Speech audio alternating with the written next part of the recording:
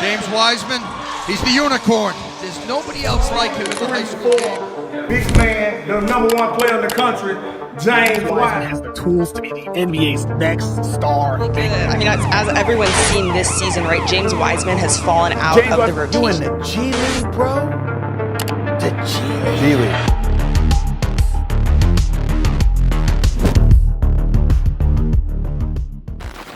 From the start, I think we all assumed that the 2020 Zoom draft was going to have a few oddities. But despite his unusual circumstance, James Wiseman was not expected to be one of them.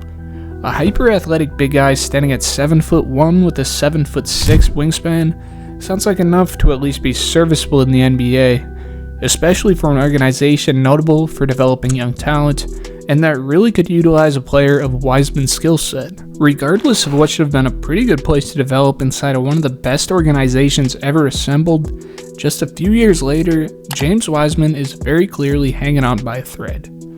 As one of the most gifted in the league at his position, what caused the rapid decline of his short-lived NBA career? In a city known for many things other than basketball, the Nashville native had no trouble getting recognized.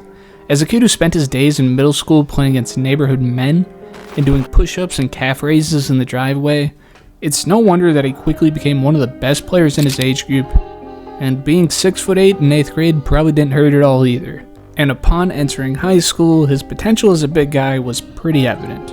A freshman averaging 10 points a game for Ensworth Private School, a then basketball powerhouse, was enough for him to earn a scholarship after just a single year, sliding in as a top 25 player in his class. As a 6'9" center, his main attraction became very clear. Wiseman was an athlete.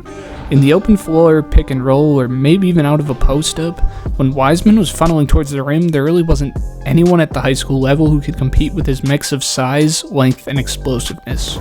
And with just one more year to grow into his own, James Wiseman was putting up 20 and 10, while being one of the best bigs in the country as just a sophomore. With his end goal in sight, Wiseman knew he had something, and also knew to find success at the highest level, he was going to have to develop his game to become more of a modern big if he wanted to be one of the guys cashing the biggest checks someday. And with that in mind, transferring to Memphis East High School after his sophomore year makes a lot of sense, as playing under Tennessee legend Penny Hardaway is about as good of a teacher you can get ahead of the times. The move was definitely a shift that Wiseman needed to make to elevate his game to the next level, as jumping from a lesser-known team to a squad ranked 4th in the nation elevated his notoriety to a great extent. This, mixed with developing some face-up skills and a jump shot, made James Wiseman now the best player in the country.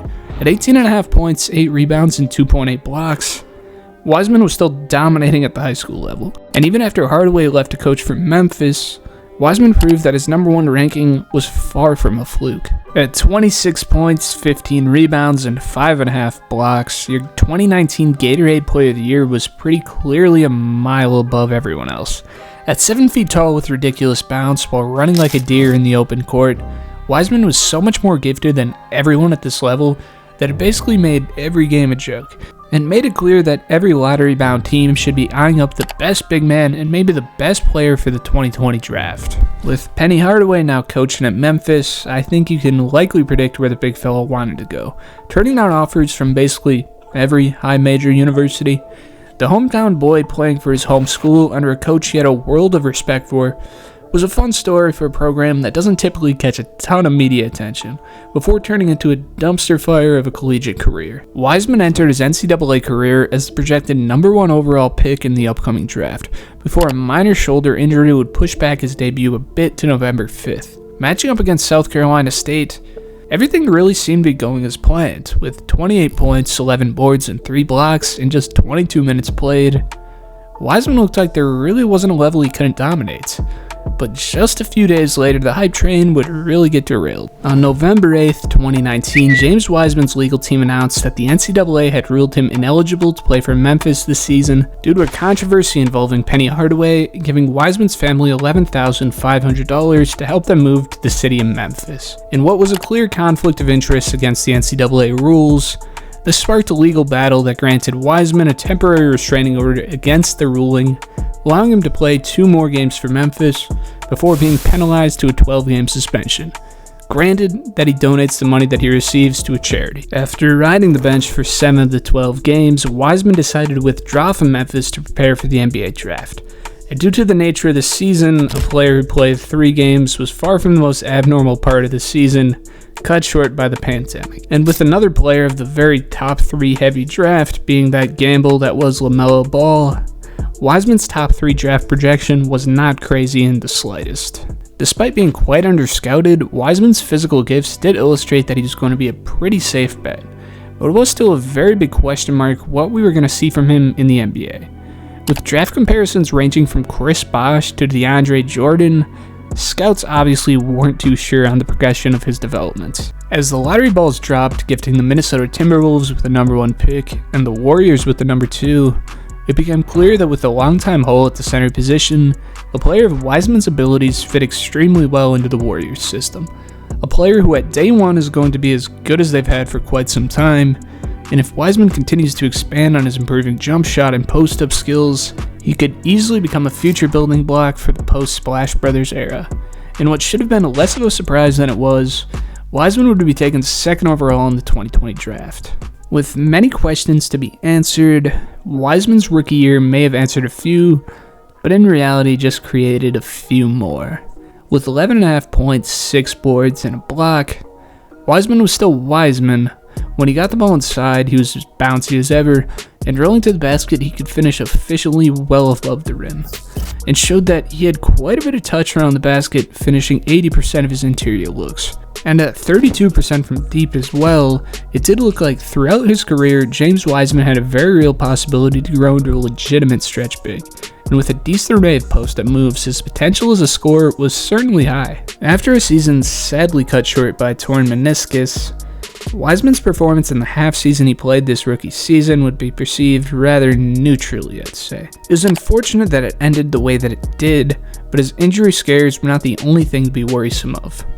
With a -17 on-off differential on a playoff team, Wiseman, like most prospects, wasn't a guy who was going to help you contend for anything right off the bat. It was clear that there were quite a few issues that you could call rookie issues in his game, including his undisciplined defense being pretty foul-happy and lacking the ability to protect the rim to the extent that we kind of expected.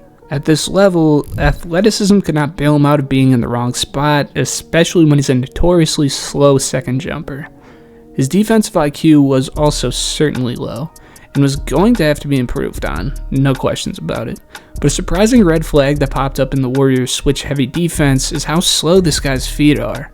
With all that speed in the world in the open court, watching his inability to slide with anyone is kinda hard to watch from a coach's perspective, forcing him to foul even more and forcing him out of games.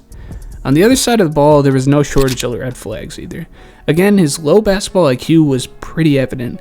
With less than 0.5 assist-to-turnover ratio, demanding post touches just to turn over the ball was a complete offense killer. And with the Warriors' pretty dynamic offense, centric on ball movement, high post entries, and off-ball screens, it became clear that Wiseman was not a fit in this offense at all.